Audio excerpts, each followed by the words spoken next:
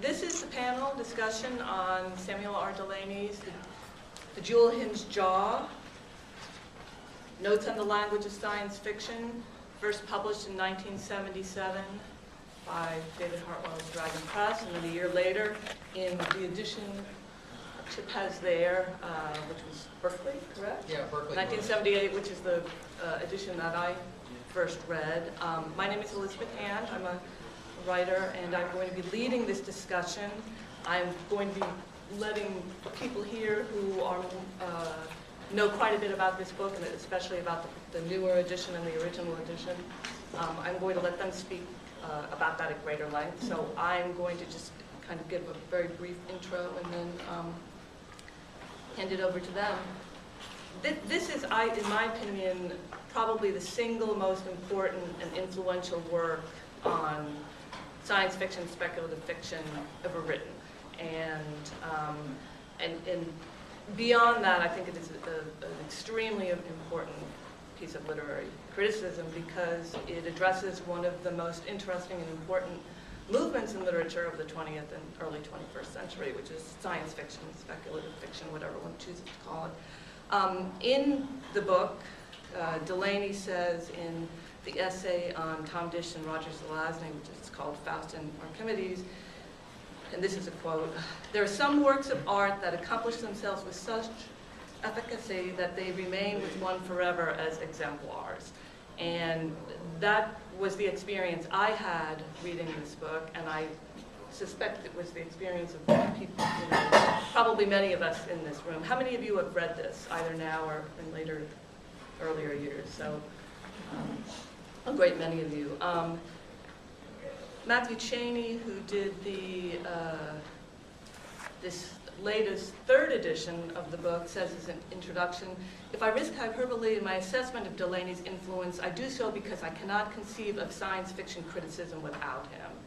And this is the book that it completely changed the playing field for a discussion of science fiction as literature. It also, I think, changed the playing field for writers or aspiring writers of science fiction, of which I was and am one.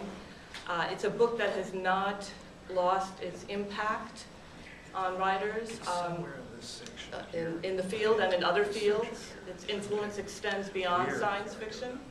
Can you find it? I know where, you now know the 6 pages of Clarkson. We're narrowing it down. I teach at an MFA creative writing program, and I just came from there the day before yesterday, and a student who I always recommend this book for years to Clarion students, to any kind of student who wants to write science fiction or fantasy or anything within speculative fiction. This is the one book that I recommend that they read. But I was speaking about this book and this panel forthcoming, and a student to whom I had not recommended the book, who was a young student. She's in the grad program, but she's very recent undergraduate, and she said, "Oh, The Jewel-Hinged Jaw." She said, "That's an amazing book." And so here is the completely unsolicited enthusiasm from somebody who had encountered it on her own. So I think what I'm going to do now is I will ask the panelists to all briefly introduce themselves, and then we will get into the meat of the discussion. I'll start with... Sure. I'm Matt Cheney. I wrote the introduction to the new edition, and I spend most of my time as a teacher at Plymouth State University in New Hampshire, and I write a blog called The Mumsimus that's been going for a little while and does nonfiction about science fiction and other things a lot, and I write a column for Strange Horizons and various and sundry other things. I'm David Hartwell. I'm a senior editor at Tor Books. I've been nominated for the Hugo Award 42 times and won 3 times. I publish the New York Review of Science Fiction. I am the proprietor of something called Dragon Press, which is an occasional publisher of books, and the owner of a bookstore in Westport, New York, which is full of science fiction, if you're ever up that way. I am on the board of the World Fantasy Con. I'm the chair. I'm on the board of the Phantom Son of Fantastic. I've written written a great number of essays on science fiction over the years, and won some awards for them on occasion. My hobby is the literary history of science fiction, and I have one of the largest collections in private hands of science fiction books, many of which duplicates and stuff from my basement or for sale in the dealer's room. Chip and I were friends in the late 60s and early 70s, and he published at least one piece of this book in a little magazine. Excuse me, David, could you maybe, because I actually wanted you to speak about that Well, at more length, so if we could just get the other introduction. That's enough for me. I'm Don Keller. I have been a reader and critic of science fiction since I was in high school, and I've been reading Delany all of this time. And the Jewel-Hinged Jaw came at a particularly prime moment in my reading. So, I'm Barry Malzberg. You may note the faint note of disgust. Not moderating, but self-disgust, I must admit. All right, to put the book within a historical context, I'd like, David, if you could talk a little bit about it, because you were the one who birthed it. When I was a part-time book dealer and an editor and a book reviewer in the early mid-'70s, I followed Chip's critical writing intensely, and I followed the Joanna Russes and some stuff by Tom Dish and Peter Ingalls and that sort of thing. I was talking with Chip, and Chip said that he would love to have some of his work put together in a volume or something. And I said, I could do that. And so I did. Lloyd Curry, in fact, and Lloyd was an antiquarian book dealer in Elizabethtown, New York, got together, and I used my technical skills from publishing a literary magazine to have the work typeset and proofread, and proofread some more. And we produced a book that had still an unfortunately large number of proofing errors. It had been the first time I was really exposed in depth to raw Delany manuscripts. Some of you may know Chip is dyslexic, and his grammar is quite fine, but he can misspell the definite article. And all proper names, left to his own devices. So it was a challenge. We got it printed, and we did not know what kind of a market there would be, so we just printed 500 copies, and in hardcover, and we sold them out in 6 months. And I was also a consulting editor at Berkeley Books. Having sold it out in 6 months, I went to the publisher of Berkeley and said, I think there might actually be a market in trade paperback for this. And they said, you think so? And I said, yeah, I do. And so they let me do this edition, and it was proofread again. And there are still some errors. Nevertheless, after the impact of the hardcover, which it sold to a lot of people who already knew what they were going to get, this book appeared in bookstores all over the country to surprise people. This is my copy, and I think I found it in Washington, D.C. in a bookstore. Yeah. And as far as I can tell, nobody ever threw this away. I bought my used copy from you. Yeah. No, I mean, I'm serious. It's like, there are people who have sold used copies or given away used copies, but an enormous number of these have survived. It's like people said, well, the Velvet Underground, only sold 2,000 copies of its first album, but all 2,000 people went out and founded rock and roll bands. This book had some kind of impacts like that. Do you know how many copies it sold in that edition? About 3,000. That's not a lot, but it's a respectable 1970s number for trade paperback.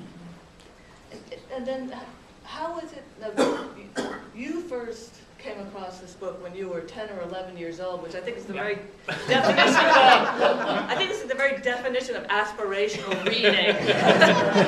I tell anyone who will listen that this book really made me who I am, for better or worse. Because yes, I was about 12 years old, and the local college library had very few science fiction books, and especially nonfiction about science fiction, and for whatever reason, this was one of them. And was it in this? No, it's the Dragon Press hardcover. They still have it. I visit it now and then. And I, of course, had no idea what any of this was, but for some reason, I didn't just reject it at that point. I just decided I wanted to become the kind of person who could understand what these words meant. And I don't know if I have, but I've worked hard at it. And so then late in the process of Wesleyan reprinting this, I got one of the scarier phone calls of my life, which came from Chip, saying, "Hello, this is Samuel R. Delany. I would like to talk with you." It was a message on my answering machine. I got home from work, and that was really terrifying. But I gave him a call, and it turned out he didn't want to yell at me for something. I was convinced that I must have done something wrong in the universe, because why else would Samuel Delany be calling me? And it turned out that he actually was interested, had read some of my stuff, and was interested in me writing introductions for new editions of Jewel-Hinged Jaw and Starboard Wine. And Starboard Wine is still forthcoming. Being handed in tomorrow. Oh, excellent. Thank you.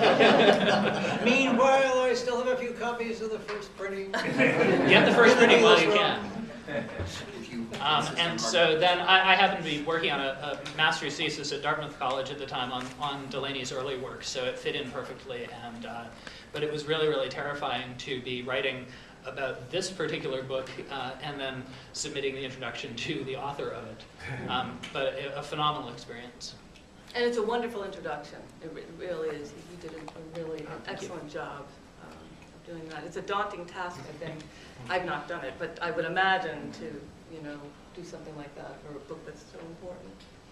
And Don and Barry, do you recall, when this book came out? Was it something that you had read and that had?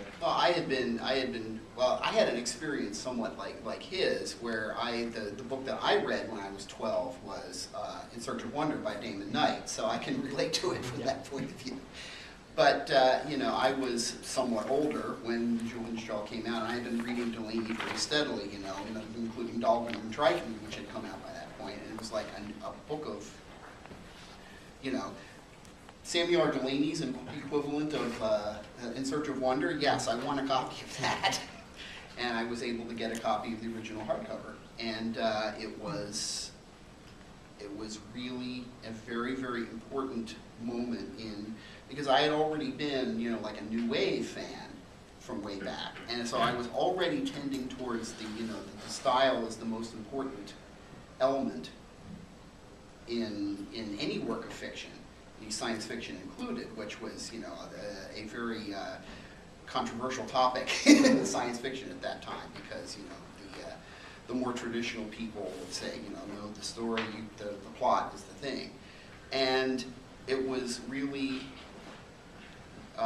very influential on me to read, especially about 5,750 words, where he goes into the word by word,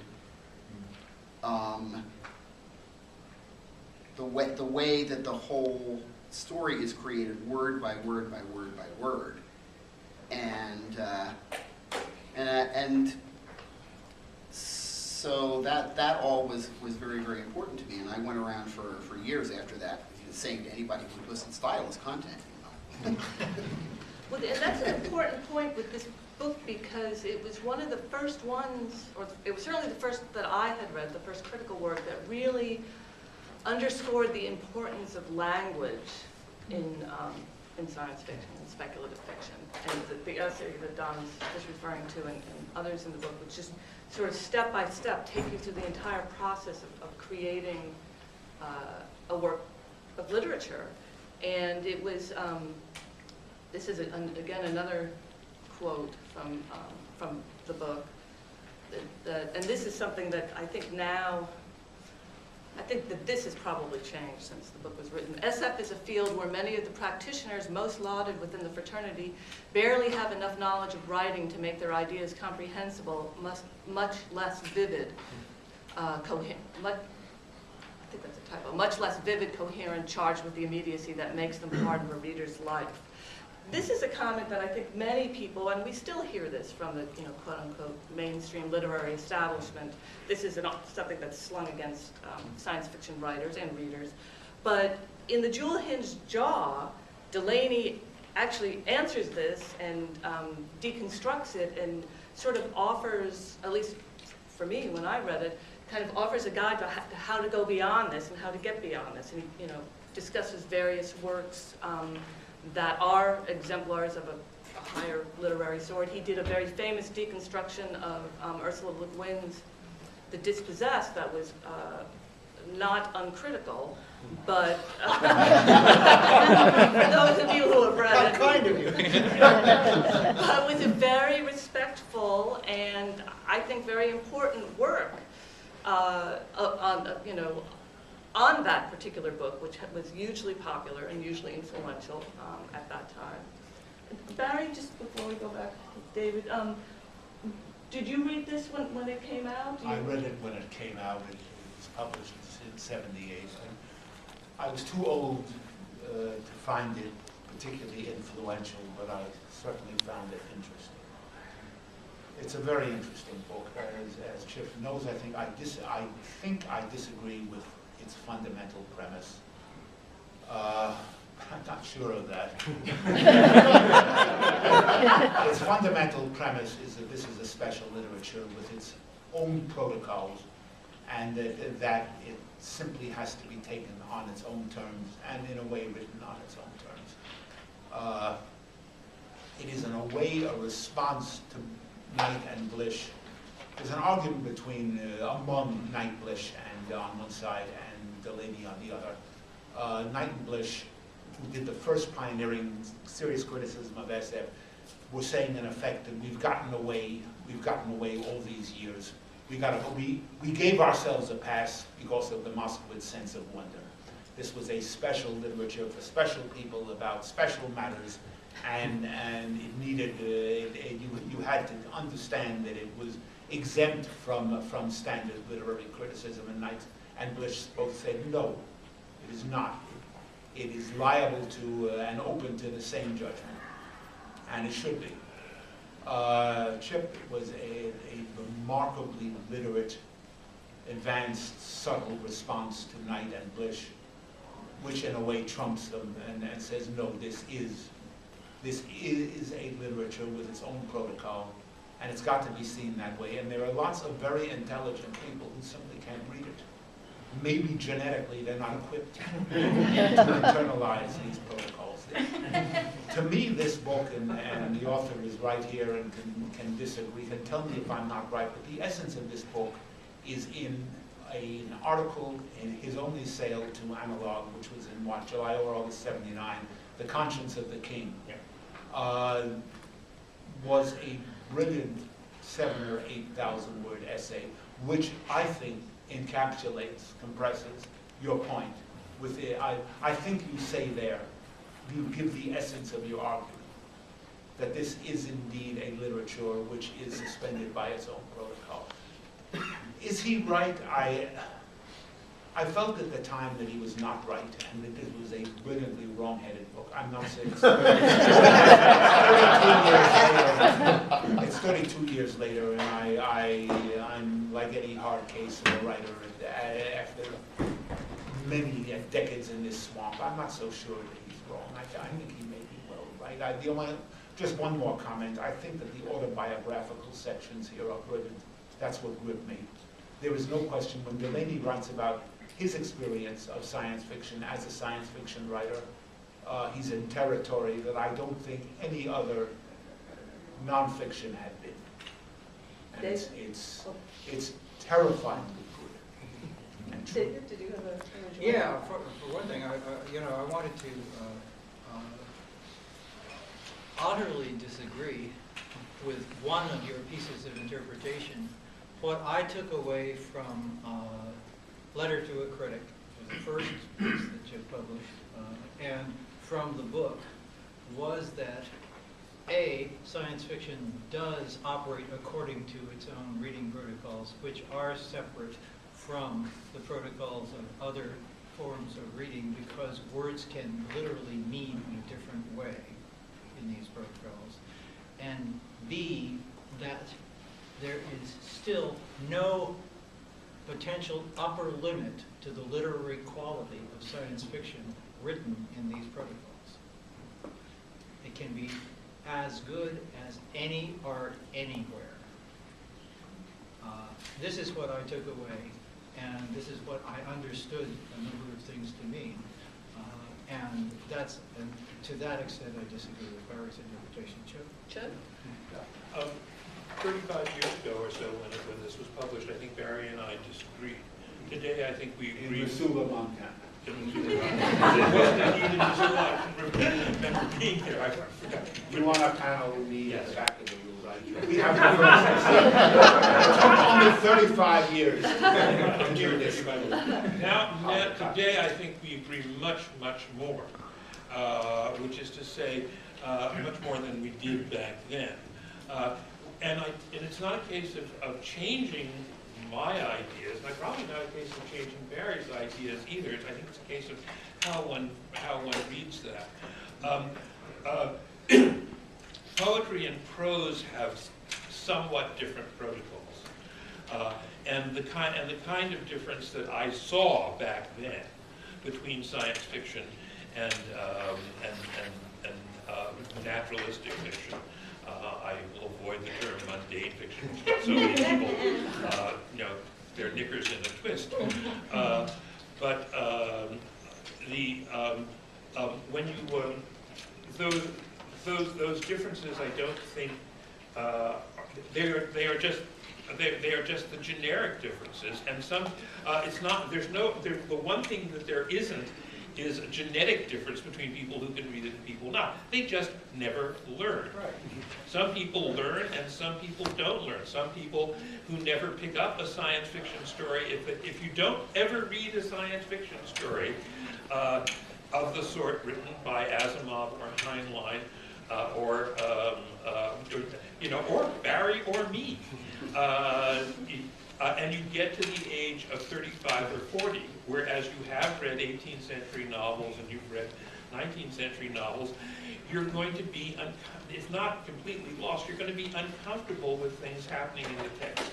I actually sat down once and did an experiment where I got a bunch of people who actually confessed to having never read science fiction, and we sat down and we read a couple of sentences out of a Larry Niven story, and they could not make head nor tail of what the sentences were about. And I even wrote what was we soared through the monopole magnet mines in the outer asteroid belt of Delta Cygni.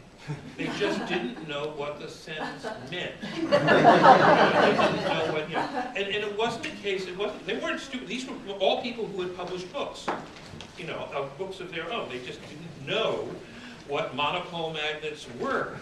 They had thought that the mines were tunnels that went from asteroid to asteroid. If that's the way you visualize this, you're not going to be able to make sense of the story in the same way that you won't be able to make sense of an 18th century piece of prose that says, or a line from Milton, he who disobeys me disobeys. You've got to know that the me is always in the objective case, and it's not, and you can't do the same kinds of things you can do in contemporary English with a line. So that's that. So now, as I said, at this point, I think Barry and I agree much more. The language is most important. Is the language important only for the story? Of course not. The ideas are important. The mood is important. Anything you can think about the story is important. But the point is, the language is the place where you have access to the ideas, to the mood, to all the other things that go on in the story, and you cannot go to those directly without going through the language, which is why the language is privileged. And the language is privileged in all literary genres, and literary and paraliterary genres. In any written text, the language has to be privileged. At the time, one of the things that was happening is that critics in general were becoming uncomfortable with what we call thematic criticism today. That is basically only talking about semantic reproductions of the stories, i.e. plot synopses. And that people were beginning to realize back in the end of the 50s, the beginning of the 60s, that if you limited literary criticism to criticism of plot synopses, you couldn't say very much about the text. Yeah, or you were limited in what you could say. So the desire to talk about science fiction's language was simply a reflection of other critics' desire to talk about literature's language. It was happening all over, and it was an attempt to just bring the criticism of science fiction up to date. I probably should have made that a lot clearer at the time. If I had it to do over again, I would have, but I wanted to appear much newer than I was. We all do that, and I apologize 35 years later. Well, I actually need to ask, did I extrapolate and invent myself the second part of what I said, or was it in the text? Which? That there is no potential upward. Oh no, I think I agree. I think it's implied, yeah. Well, because I've actually devoted a good part of my professional life to increasing the upward. And there was a time when you would find, the Peter Prescotts of the world who would write, every 10 years would write a really uninformed article in Harper's on science fiction. Right. Really didn't believe that. They really didn't believe that. They thought that because science fiction appeared in pulp magazines, et cetera, there had to be a cap. There had to be a cap, and that people thinking that the language of a Hammett or a Chandler really had something of the highest art about it was some fluke that could not be explained in ordinary terms, or a Stanley G. Weinbaum or a Bester or a Zelazny or God bless you, Barry. So many of the essays from this book have become classics. This is kind of playing off what you were just saying. To read The Dispossessed, about 5,750 words. Faust and Archimedes, which was specifically on Zelazny and Bish. A letter to the Symposium on Women in Science Fiction, which I think came in later. Yes, exactly, which is new for this one. But Alex was in the original. But, and just to open to the other people on the panel, was there a particular one of these essays? Because doing research for this and kind of looking online, there are people who are huge fans of To Read the Dispossessed. It's like there's a whole school of people that was the major essay. There's a whole school of people for another one. Yeah, if I can bounce off of that just for a sec. One of the ways that I like to read this book is kind of give it a narrative arc, because it's not so much finished Delany. He kept going and developing, and one of the important things to know about this book is that most of what's in it was written before he had really read deeply within a lot of the French theorists, for instance, into structuralism, post-structuralism, postmodernism, etc. And so it reads in some ways like a prelude to the others, so it's also a great place to start. But I often think of the book as sort of working its way toward To Read the Dispossessed, which is like this great, extraordinary, almost operatic climax that is just one of the great performances in science fiction criticism, and an amazing, amazing piece.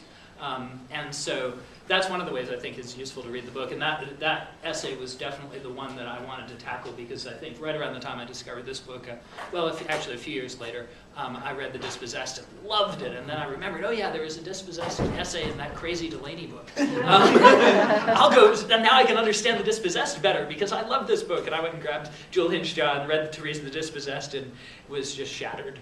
It was a great moment. Well, I had the opposite thing, because I had read The Dispossessed and had a lot of issues with it, but I couldn't, because I was so young, I could not articulate what any of them were. And I read this, and it was just, that was like the big game changer. It was like all of a sudden I felt like I was beginning to sort of put together a skill set that would allow me to try to begin to pinpoint these things if I read something, that not just take it on faith that this was a great book, and that I could examine it using the tools that you gave me and read it more critically and understand it. What about Don? What is your... Well, as I said, mainly, first of all, about 5,750 words, because, I had an inchoate sense of how important style was, but, Delany had, as you said, gave me the skill set to, to be able to apply it on a more, nuts and bolts basis. And the other one, Barry was mentioning The Conscience of the King, and I really appreciated that one as well, and particularly the anecdote about the guy who was a Jane Austen expert and went off and read science fiction for a couple of years, and he came back and he discovered he was reading Jane Austen completely differently because he had the skill set of the science fiction protocols, as in what sort of societal forces would be necessary to make this society in her books. We're kind of talking... Oh, I'm sorry. Go ahead. Yeah, I want to take off also on about 5,740 words or whatever. I taught at Clarion at various times, and for 7 years I taught at Harvard in the summer school writing program. And I would always use this essay because every once in a while I would assign the essay, and the next day one of the students would come in able to write a story, having been unable up to that point to write a story. There is something to that essay that is more than has been generally discussed. For certain people at certain moments in their life, that essay can be the key to how to do it. And I've simply seen it work 3 or 4 times. It's an unblocker is what it is. It's an unblocker. It's like you forget everything else and you just put the words down in a particular order and everything comes together. It's useful too because it's a description of how a lot of people read, and I found it useful because it's not at all how I read. I'm very oral. I hear all of the words and I'm very slow, and it's a very visual sort of reader's essay. And I just found it really helpful both as a writer and a reader because I had never even thought that anybody read this way because I hadn't been out of my own head enough. It's because you're not dyslexic. Well, I was going to say I heard it criticized when it was first published as, well, that's the way Chip reads, but it's not the way I read. So it's of limited use. And I said, well, it's not just about reading. Well, this is an interesting point because we've been talking a lot about the critical impact this has had on the way critics and readers read science fiction, but what do you think? Because it's obviously changed the way writers write it as well. As David said, drawing the analogy to the Velvet Underground. Yeah. And it's, It helps writers think about their writing if they are open to thinking about their writing. Some writers are and some are not, and it varies at different moments in their life. That's all I can say based on observation. Barry, do you have anything based on observation that you would care to? Because reading writers, could you see, was there a line drawn in the sand? Could you see a before and after the Jewel-Hinged Jaw, the way people were writing science fiction with other writers?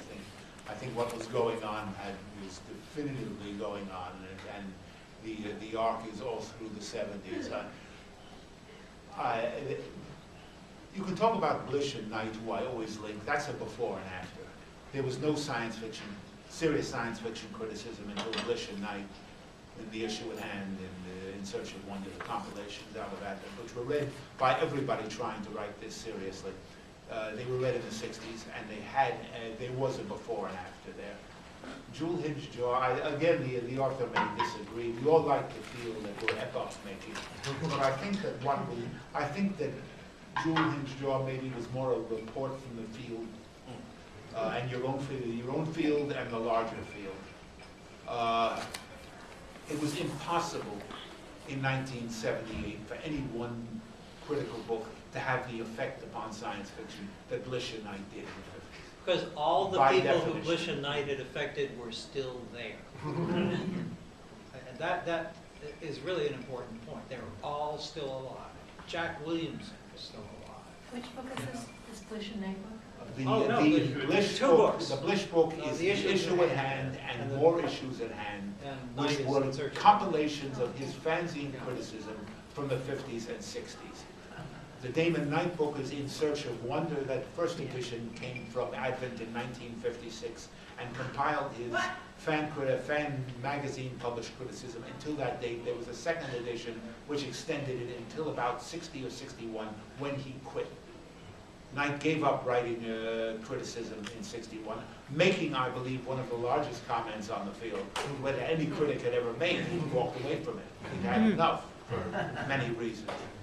Those are enormously influential books. I think that sturdy little Advent is still in some manifestation alive.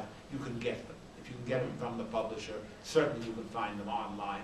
Oh, yeah, you can, And you they're- can buy and them. they're very- Nesbitt-Carey's. Whatever you think of them, they are primitive. You don't understand Beethoven symphonies until you've heard Haydn, whether you like them or not. Whatever you think about them. You can't understand the context. And similarly, you can't really apprehend the Jewel-Hinged Jaw as its author wanted it to be apprehended. I think it's fair to say that, unless you've read Blish and Knight. And it is a response to and an extension of. It's certainly one of the fundamental works in the line which begins with Blish and Knight and extends to the present, not often disastrously. This is one of the signal works. Do you think there's a work out now within the last 10 or 15 years that is analogous in terms of the impact that it's had on? Impact, no. Impact, no. I certainly, in Breakfast in the Ruins, a compilation of my own stumbling attempts. I tried to do in that compilation what Chip did in his book. Impact, no. Maybe we need another Delany book. And we're ready for I would it. say the I was going to Encyclopedia of say, Science there was a Fiction. book that didn't get published. There was a book that didn't get published, and it was the collected critical essays of Joanna Russ in the 1970s. And it never got published. There have been 3 Joanna Russ collections in the last decade that comprise most of this material, but it didn't get published when it should have been published, and would have had enormous impact. Matt, you were I think recently, in the last 20 years or so, I'd say the Encyclopedia of Science Fiction, the second edition of that, I think has had a massive effect in many good ways. My copy is falling apart. Yeah. We're just about at the point where we can open up to questions, comments from. Oh, I have to correct myself. I made a mistake earlier. I do not have copies of Starboard 1. I have copies of the American Shore. Also, Yes. You talked a bunch about The Order of the King, I think the title was, the short essay and analog. Conscience. Conscience. Is that available anywhere these days? It's in Starboard 1. Oh, it's Starboard 1? Yeah, it's in Starboard 1. Got it. It'll be available soon. Yeah. The net has changed everything. You can go to ABE or eBay or how difficult you is it can't. to find an You July can't of find 79? Starboard 1. You can't. I'm talking about the essay. Oh, maybe you can. Chip's essay in the July or August 79 analog. How hard is it to get it? That's just very expensive. I don't I know sometimes. It's not even around. I know somebody who has a copy. It took me a few years. Yes. Seems like the project that was begun in the Jewel-Hinged Jaw and Conscience of the King, these essays, was ultimately sort of an abortive one at the time. That there was a reaction against it in sort of a fanish way. It's like, well, let's get back to thematic criticism and let's just, let's go back to what we know and do well. And then there was sort of an academic response which took the linguistic turn in criticism and went into cultural studies and a lot of different areas that are still proliferating and producing useful scholarship and very interesting things, but not quite the same stuff. And I'm wondering if there's... No interest in studies. I'm wondering if the time is, if it's maybe time again that we can pay attention again to the literature and the language of science fiction and how it works as language. If that's something that is coming up the next 5 to 10 years, if any of the panelists see that direction coming up again, where it's possible to finally extend this project further. If we can stop talking about origin stories, where science fiction began and definitions of it, which are two things that Jewel-Hinged Jaw and Starboard Wine especially really revolt against, then we can get on to more. But as we continue to keep trying to define the undefinable and find an origin for something that has both always been and also began in the early 20th century, then we're just, we're on a treadmill.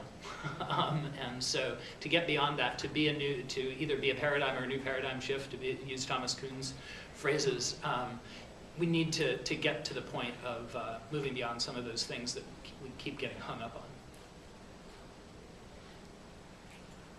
How many of you who have read this, or well, now or back when it was first published, how many of you was it in fact sort of change the way that you read science fiction, or the way you write it, if you write it?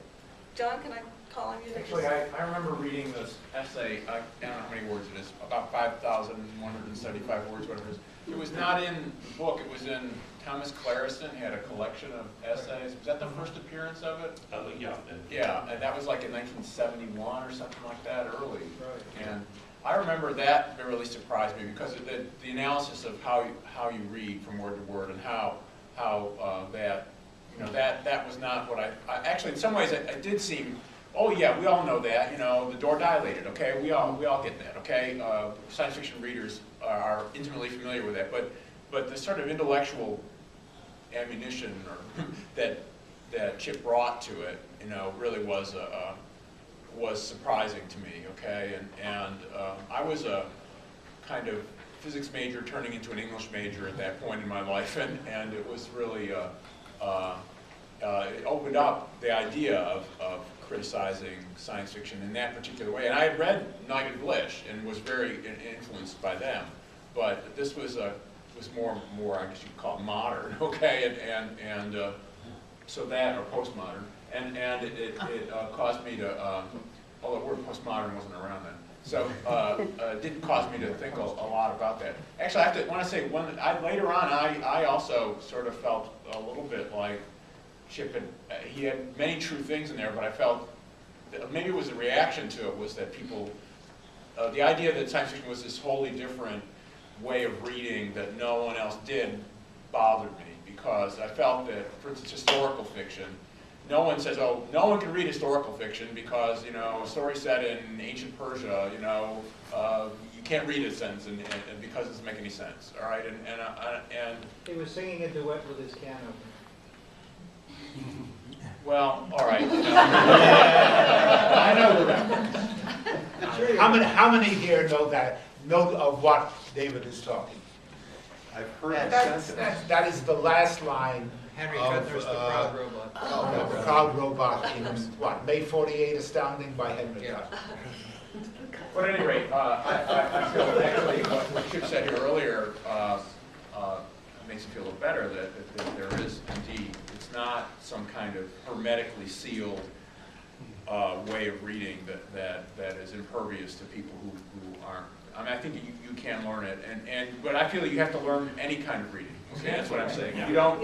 It's not the only kind of reading you have to learn. If you want to read lyric poetry or epic poetry, you have to learn how to read that. Okay, and so to single it, a lot of people in science fiction said, "Oh, see, we're different.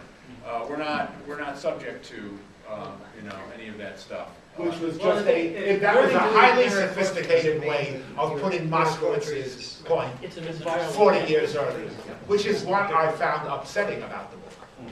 It was as if Sam Moskowitz had been gifted with literacy and an IQ of 180.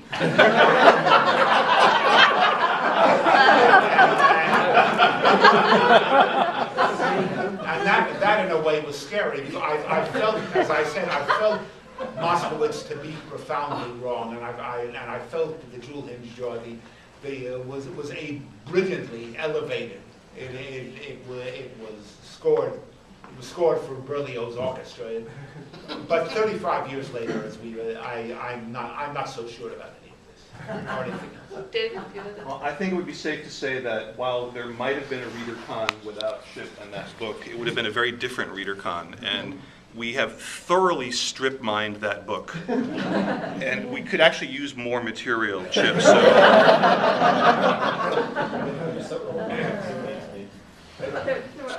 John? Yeah, just a very short comment about reading, learning how to read science fiction. The obvious corollary of that is that there is never a point at which we do not continue to have to learn how to read science fiction or any kind of literature. Yes. And what happened, I think, tragically after Chip's book was that there was a tendency in academic criticism to lose that lesson almost completely. And in a sense, the narrative, the story, the understanding of what we are doing within a larger world began to be very obscured if we attempted to understand the nonfiction, the critical essays on science fiction, which became, once again, theme-based in a way which was hugely more reductive than it had ever been in the previous decades. Well, the thing is, the academic establishment, such as it is, there are a number of them, wanted to slap down science fiction in the 1980s, and generally succeeded. The 1970s have been a great flowering of good, bad, and indifferent academic attention to science fiction, but some of the big guys, Robert Scholes, Leslie Fiedler, etc., were speaking out in favor of science fiction in the 70s. And Frederick Jameson. By the mid-80s, those people were silenced or being silenced or being marginalized in one way or another to a very large extent about science fiction. Ron? Yeah, maybe from a little bit different generation. The thing that it did for me is, see, I was too young to read it or even know it existed in the 70s. But I was flailing away in the 80s. I didn't know anybody who read science fiction or anything, so I was just reading whatever was in the library. I actually did find a copy in a used bookstore. Heaven knows who had given it up.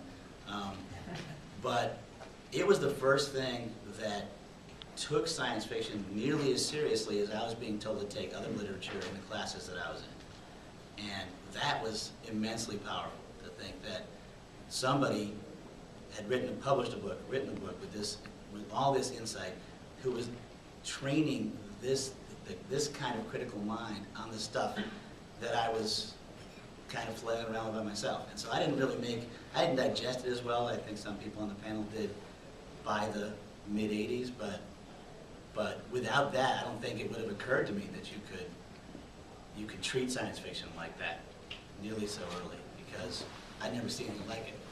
I hadn't read Knight and Blish then. This was the first thing that I came across and said, you could actually do that. You can actually take these same stories, take them apart just like you take apart, I'm taking apart Faulkner in my English class. Wow, what do you know?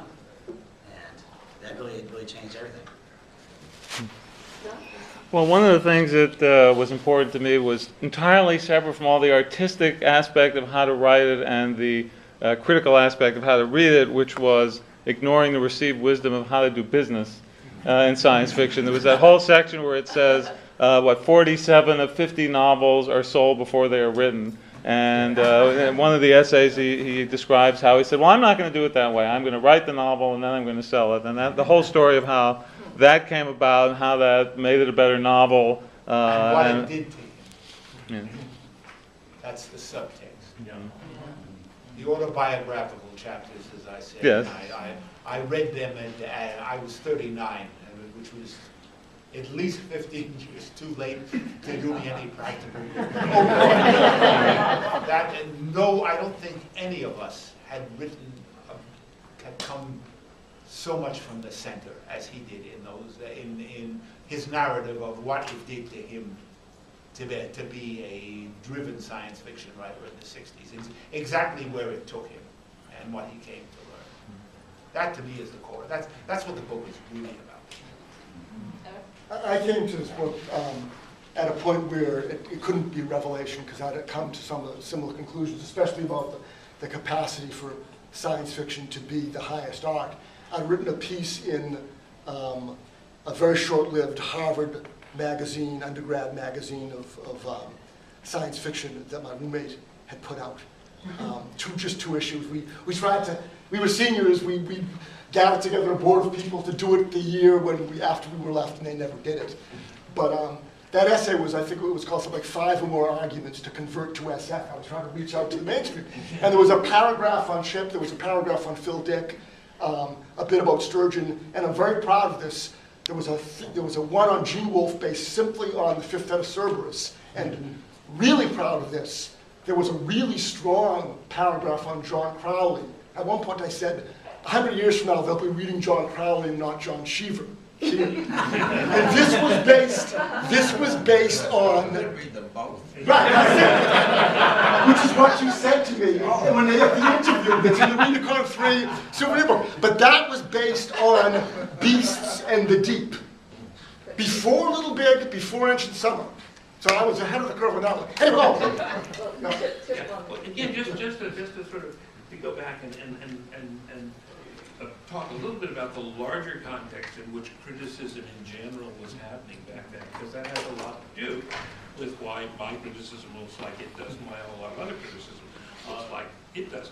I think in science, from where we are now, when we look back at the criticism that was happening then, we tend to think, well, all those critics were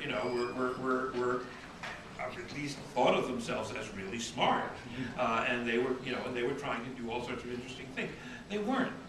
It's not when I say some of them were very, very smart, but the point is, by and large, science fiction criticism in the English departments became a place for critics who were in love with the old-fashioned way of criticizing to take refuge.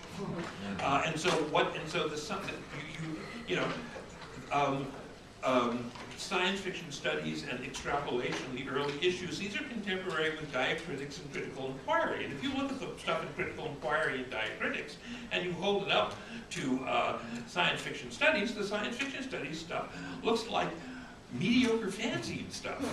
It was not the cutting edge of what was going on theoretically. And I thought, I must admit, I thought, well, this is sort of sad. I was fortunate that I was not part of a university. I was doing all this from the point of view who was reading the new stuff, and I thought the new stuff is really exciting.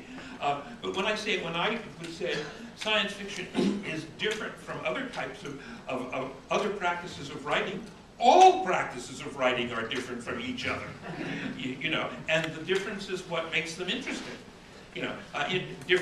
Which was this large a way of getting in touch with this large notion that information is difference, not similarity.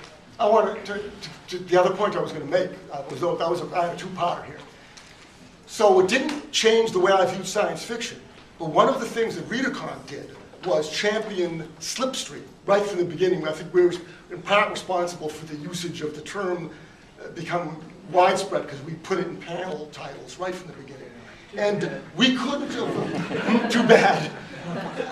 The understanding that I had of what slipstream was trying to do and why I liked it so much came directly from the Jewel-Hinged Jaw, from what Chip was saying about the way we read science fiction. To my mind, what slipstream was trying to do was to give experienced science fiction readers the same feeling of confusion that the mainstream reader would get reading Her World Exploded.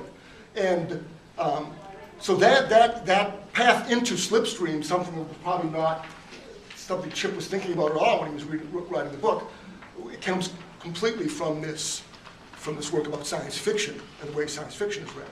And I think it speaks to the applicability of, well, we're talking a lot about the general principles of reading any genre, and that's what you're seeing here, that the principles of that book unlock the reading of slipstream. Wait, just going to make a brief remark and then let everyone else make a closing remark, because I think we're just about done. But this is again from the Jewel-Hinged Jaw, and whoops, I just lost it. There's no Platonic realm where the perfect forms of ideas wait around in the sun for us to harvest them, but every writer must pretend there is, or else be reduced to silence. And I think that what this book did was it did provide that sort of Platonic ideal for writers and readers and for critics of its time, that time, and now something that we could pretend did exist that we could follow, otherwise be reduced to silence. And Matt, do you want to make a closing? Sure. Wow, how do you close? Don't ever close the Jewel-Hinged Jaw. But also don't stop with it, because this is where so much begins, not only with Delany, but with science fiction criticism. Yeah, read the other books, especially read The American Shore. The American Shore is a very fine piece of extended criticism and meditation on one Towndish story, which is a brilliant story. 200-page essay on a 20-page story. Yeah, 16, but who's counting? round figures. Yeah, the story itself is marvelous, and Chip's meditations on it are marvelous. And again, it's kind of watching the critical mind at play, participating. That's what's so beautiful. Well, David kind of said what I was going to say. I was going to mention The American Shore, which I think was as important to me as The Jewel-Hinged Jaw. And I'll just say that, I haven't stopped reading Chip's critical books, right up to the present day. When he puts his next one out, I'll be reading that one too. Yeah, the American Shore doesn't explain it to you. It illuminates it. Yeah. There's consensus in the room. It's an important work. From 36 views of Mount Fuji. However you view it, it's important. One of the central works of criticism. I don't think there's any question about it. And of course, as you know, the best works of science fiction criticism have been written by magnificent science fiction writers.